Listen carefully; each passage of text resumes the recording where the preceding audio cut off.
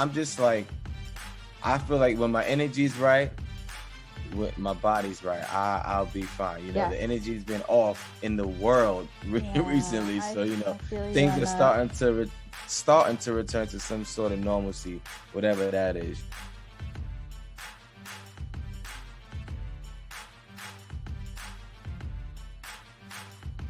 Motivated and staying inspired and just finding your passion. And honestly, this is my passion. I love talking to people. I love connecting with people. I mean, I you're love great at this. It's good conversationalist, man. I had a great time.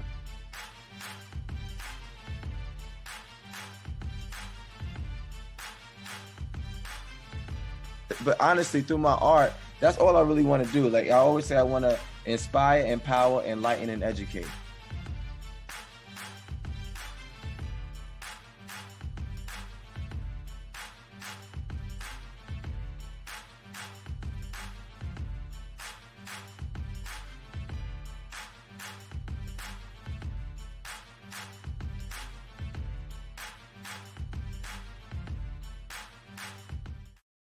I was looking at your story and just how you reach out to people, and you also are a graduate of hofstra, which I am too. So that brought Oh, me. go Hofstra. I didn't know Yeah, that. I love hofstra. Yeah, I graduated from hofstra. I did my undergrad in print journalism at hofstra.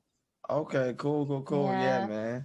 so it's cool. And Hofstra was such a fun time for me, man. You know, Hofstra actually, and I don't think I didn't get to this when I was talking to the kids, but Hofstra was the only college to accept me. Like they were, really, yeah, they were. I wanted to go to Stony Brook. right. I don't know why, but I just for some reason I thought Stony Brook was cool, so I wanted to go there. But they didn't accept me. They said I should go to SUNY Morrisville for 2 years. I guess get my grades up and then and then apply again to Stony Brook.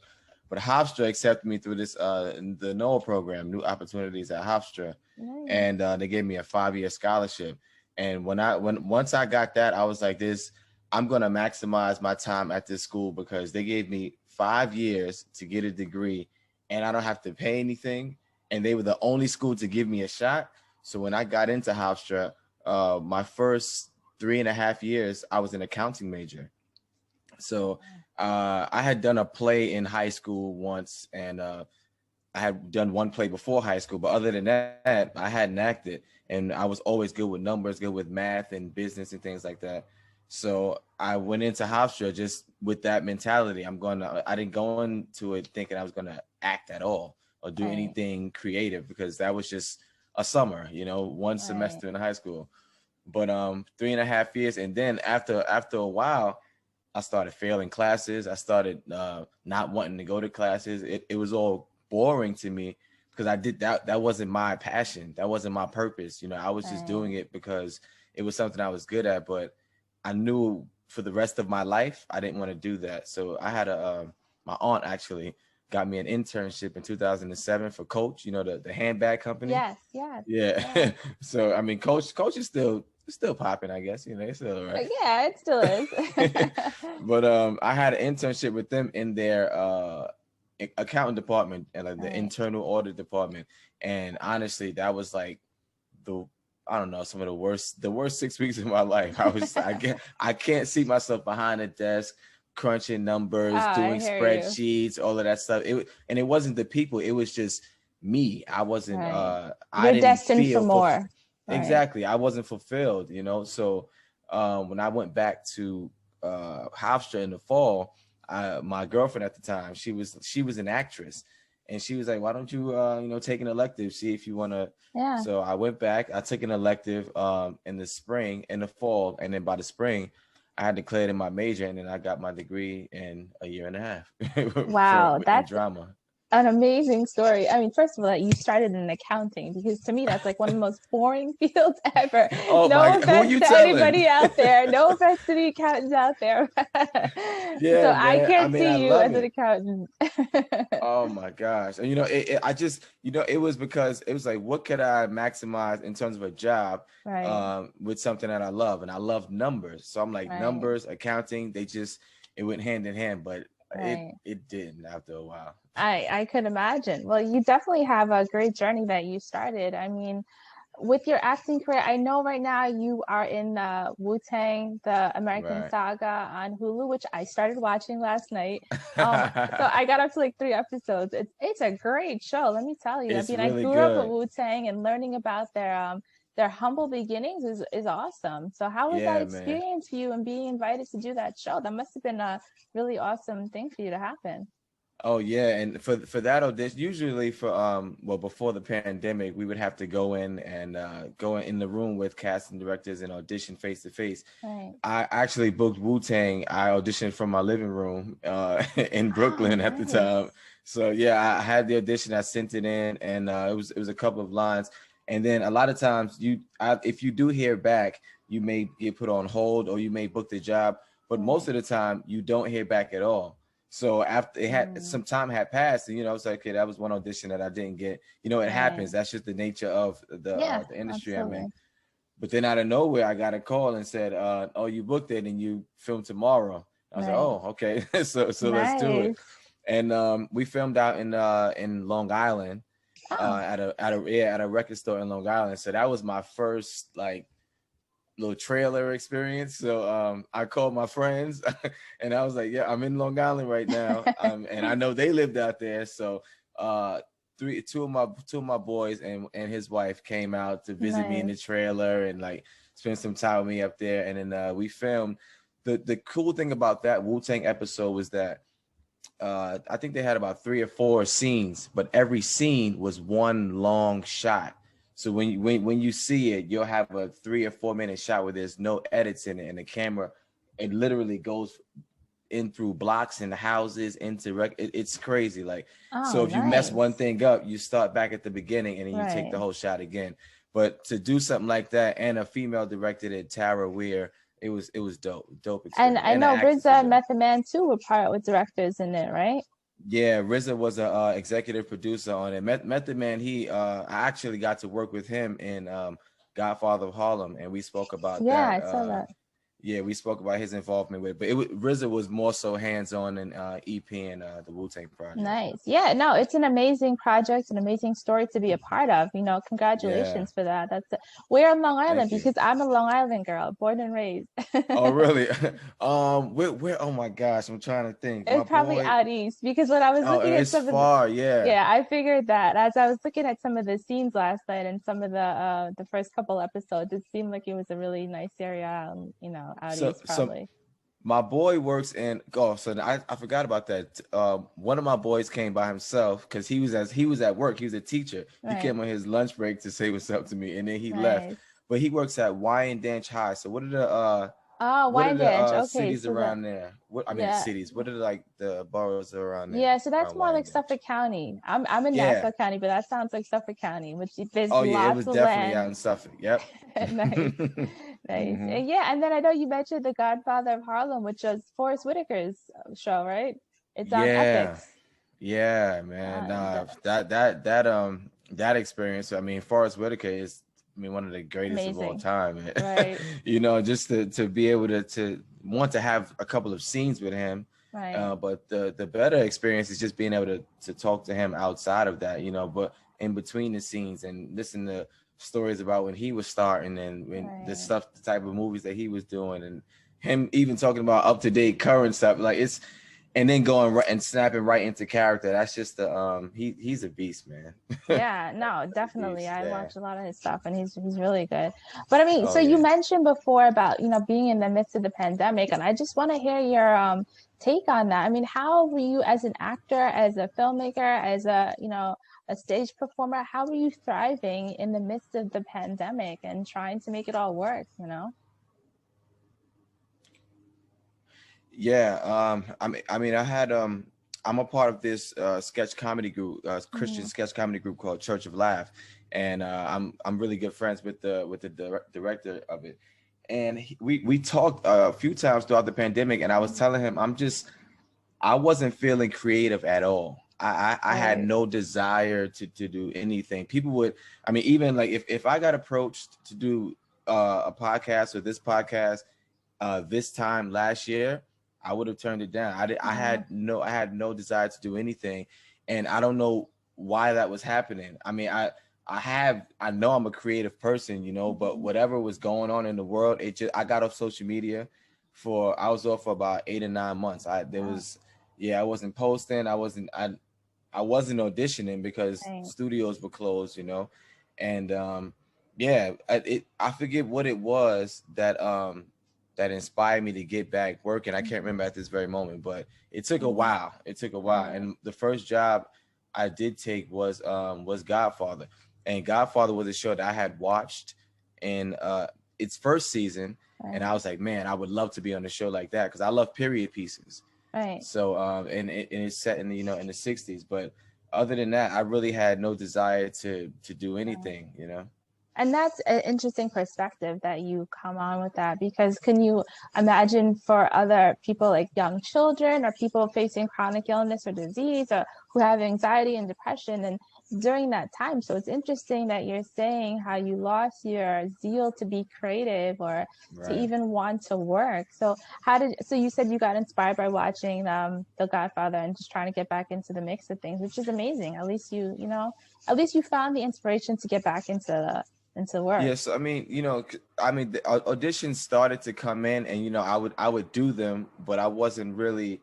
I mean, I would do them, but I guess I wasn't really inspired to do them. I was doing them Right. out of obligation, and it got to the point where I talked with my agent, and I said, I want to do more television. I want to Wow. do more stuff like that. Like if you commercial and stuff like that, it's great, but it's Yeah. not what I'm passionate about. The first thing that I booked, the first project at all that I booked during the pandemic was a Black Lives Matter commercial, and Oh, that that meant meant something to something me. to you, right? Yeah, that Exactly. meant something. I remember I was at my best friend's house, and I got the audition, and it had to be in the next morning, but I got it Right. like late at night, and it was a long copy, so I was like, all right, but it meant that much to me. I said, let me go upstairs, let me tape it, do it, and send it Right. in, and then I booked it because it was something I was passionate about, Yeah. Well, that's the important thing. And that's one of the things that I heard you talking to the kids about is passion. You really got to Uh-huh. find what drives you, what makes you passionate.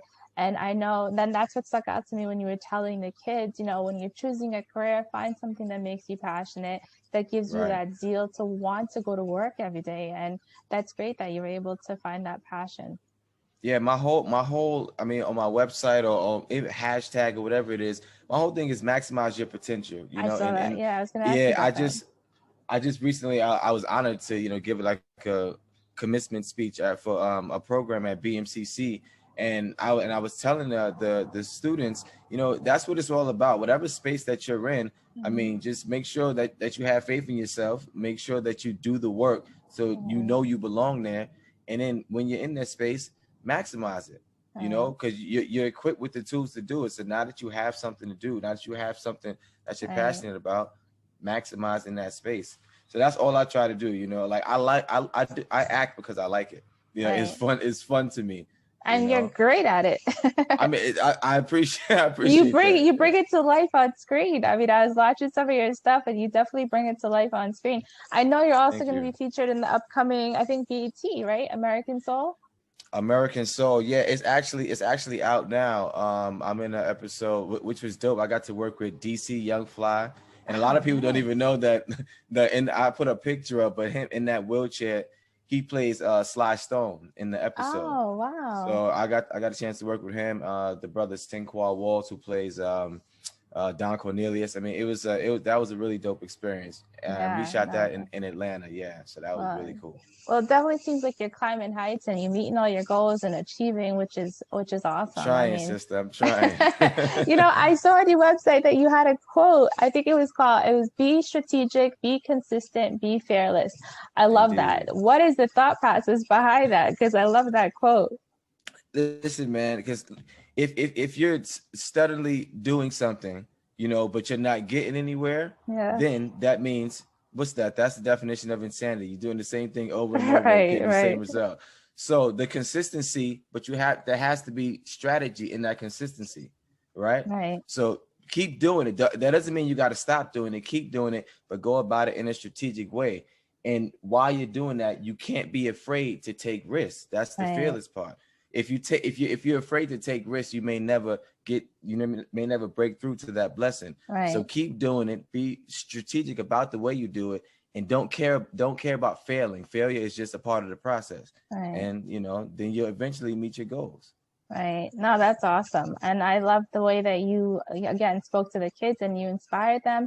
You're on the path to really inspiring and motivating a lot of kids. And are you doing more outreach like that in community events? Oh yeah, well, I was a teacher for about 7 years. Oh, you're coming up with all these, just popping up with all these things I didn't even know No. about. Oh yeah, well, Teacher, when I an got accountant, a dancer. oh yeah. Got a lot going on. When I got out of hofstra, I went into TAing, which I was just doing specific. Maybe I would do a step class or a dance class or a drama class, things like that. And then the program I was TAing for, they had residency in schools. So eventually they gave me my own residency in a high school in the Bronx.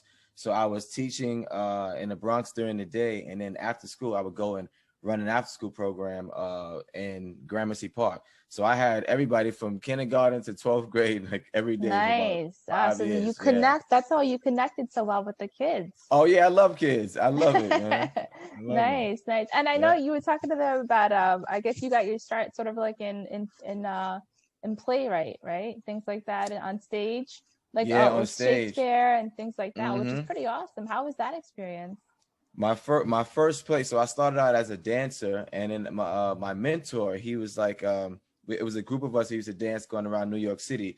He wanted to challenge us because we thought we were good and winning competitions and stuff. Right. He challenged us as dancers to do a play, and the play he chose for us was Othello. So none of us had acted. Well, I think one of us was like he had done commercials and stuff like that, right. But none of us had done plays, and he had us audition for the roles.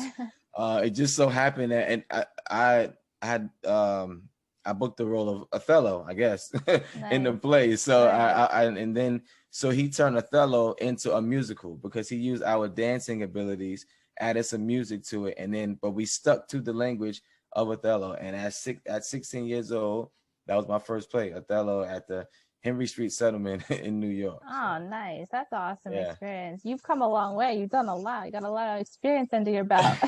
It's a little bit, man. I'm still learning that, and that's what I like about it. Yeah. I was just gonna say that's one of the most important things, and that's what I liked about you, where you talked about the necessity to keep learning and growing and nourishing your mind, and just stay on top of your game. And you brought some good vibes to the kids, and you're bringing some good vibes right now. And I'm sure the community appreciates that. And we welcome to seeing you more on screen and checking out future projects. What else do you have planned for us? Oh man, so Godfather right now is on its mid-season break. When it comes back, I'll have another episode in Godfather. Nice. And next week, the season finale of Law and Order: Organized Crime. Oh yeah, I did see that. Yeah, that's one of those good shows, right? Law and Order. It's a cool show. I actually shot it last week, so I have an episode in that, and hopefully, when it comes back, because the season finale, you never know what can happen.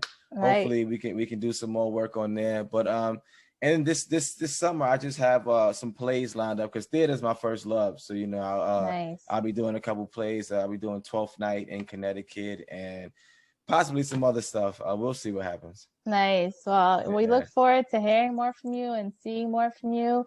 What inspirational quotes or anything do you have for a lot of the kids and youth listening out there? Because, I like what you said before about staying motivated. And I know throughout this pandemic has been a really tough time for a lot of people. So we want to make sure we're giving them some valuable info on how they can just stay up and, keep it moving.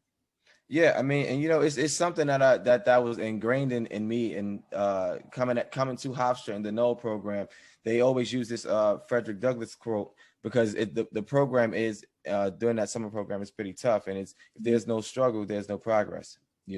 Like we have to go through stuff in order to succeed and know how we got here. We won't appreciate the progress if we don't struggle for it at times. Sometimes it's put in our place so that we can know the strength that is actually inside of us that we would have never tapped into if we didn't struggle.